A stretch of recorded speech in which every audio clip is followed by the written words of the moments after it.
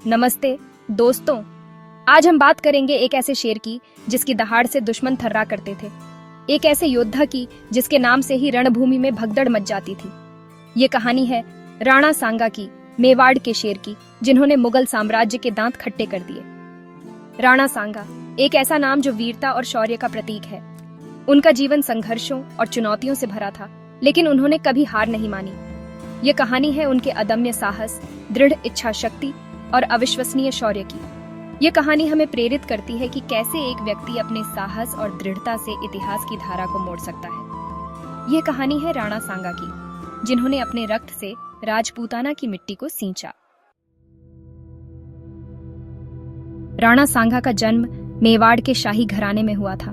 उनके पिता राणा रायमल एक शक्तिशाली राजा थे, लेकिन नियति ने कुछ और ही सोच रखा था। राजकुमार सांगा को बचपन से ही चुनौतियों का सामना करना पड़ा। उनके भाइयों के साथ उत्तराधिकार को लेकर संघर्ष हुआ। एक आंख खोने के बावजूद सांगा ने हार नहीं मानी। उनके अंदर एक योद्धा की आत्मा थी जो हर चुनौती का सामना करने को तैयार थी। वे बचपन से ही शस्त्रों और युद्ध कौशल में निपुण थे। उनका हृदय शेर जैसा साहसी और बाज जैसी तेज नजर थी। अपने अदम्य साहस और नेतृत्व क्षमता से उन्होंने सभी को प्रभावित किया। राणा सांगा एक दूरदर्शी राजा थे। उन्होंने समझा कि मुगल आक्रमणकारियों से लड़ने के लिए राजपूत राज्यों को एकजुट होना होगा। उन्होंने अपना प्रभाव बढ़ाना शुरू किया और आसपास के राजपूत राज्यों से गठबंधन किया। ये एक आसान काम नहीं था। राजपूत राजाओं के बीच आपसी प्रतिद्वंदिता थी, लेकिन सांगा ने अपनी कूटनीति और नेतृत्व से सभी को एकजुट किया। उनका लक्ष्य स्पष्ट था, एक शक्तिशाली राजपूत संघ बनाना जो विदेशी आक्रमणकारियों को चुनौती दे सके, और उन्होंने यह कर दिखाया। राणा सांगा ने राजपूत राज्यों को एकजुट करके इतिहास रचा।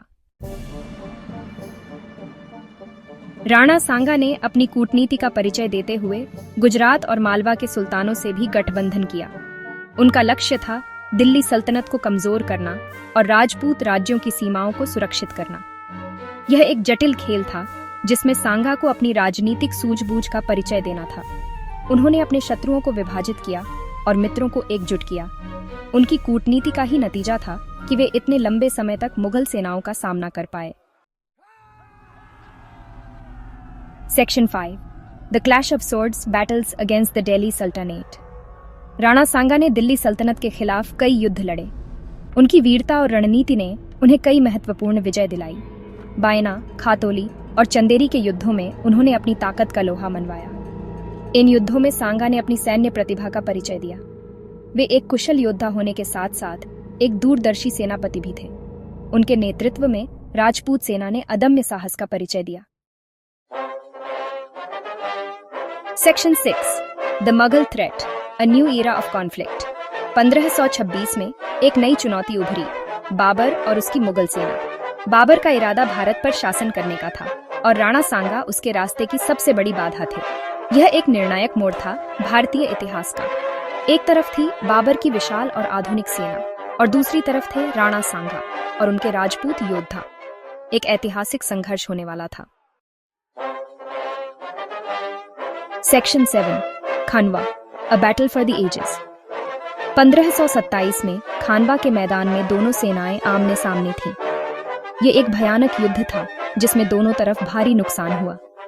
राजपूत सेना ने अदम्य साहस का परिचय दिया, लेकिन बाबर की तोपों और बंदूकों के आगे उनकी एक न चली। युद्ध के दौरान राणा सांगा घायल हो गए, लेकिन उन्होंने हार नहीं मानी और अंत तक लड़ते रहे। यह युद्ध बाबर की जीत से खत्म हुआ, लेकिन इसने राणा सांगा की वीरता और साहस को अमर कर दिया।